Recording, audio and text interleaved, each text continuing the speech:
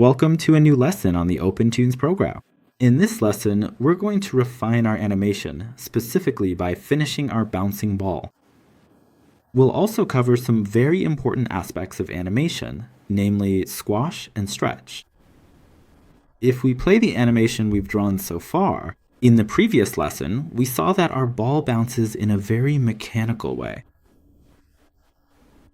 It looks unnatural and awkward, so it's not really interesting. How can we improve it?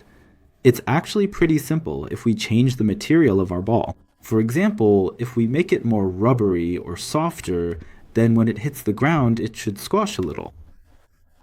Let's rewind to the frame where it falls completely onto the floor, frame 5, and we'll work with this 5th frame. Now let's make a small change together. We erase our ball that was here. First, we will turn on the helpful onion skin feature so that we can clearly see exactly where our spherical ball was previously positioned. And now, with careful consideration, we will simply redraw the ball as if it has been significantly squashed down. We don't deform it too much, but still a bit. Another very important point, my hand doesn't bend at all. Another very important aspect is that the volume of the shape you're using in your animation, the actual volume,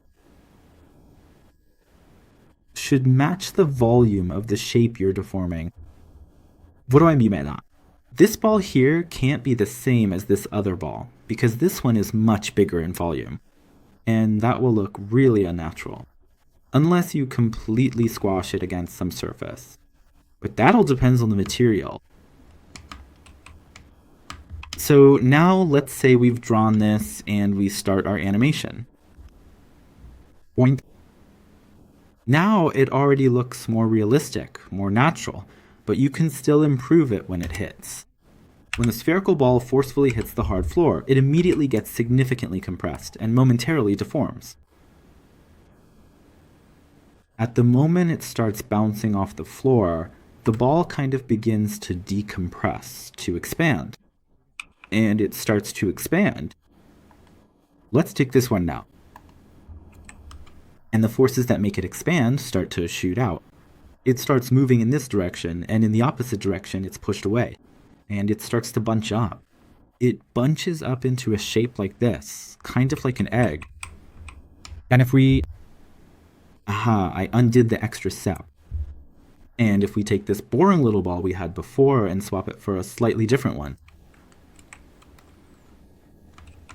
in terms of volume, the main thing is that they match this kind of shape. Then our animation will already start to look more realistic. See, it's like it bounces and keeps moving, as if it's regaining its shape. Although, in fact, that's exactly how it is. This is one way to bring life to your animation, by using squash and stretch on objects. This can be used on character faces as well, because our faces, for people, it's basically the same little balls that can deform quite a lot. If we're surprised, for example, let's even do it like this. This is our character's normal state and animation and drawing. And this would be our state when we're surprised, meaning big eyes, like this. And they can also squish when we're really, really angry. When we're in a state of pure rage.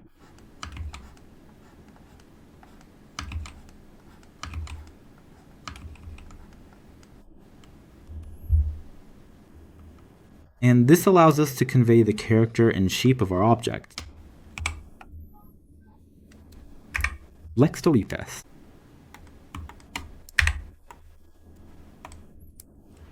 Now, just for practice, we can color our object in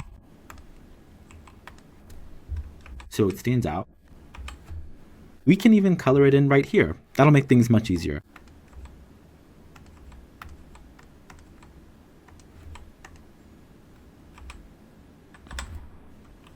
And we go back to our timeline to the lecture.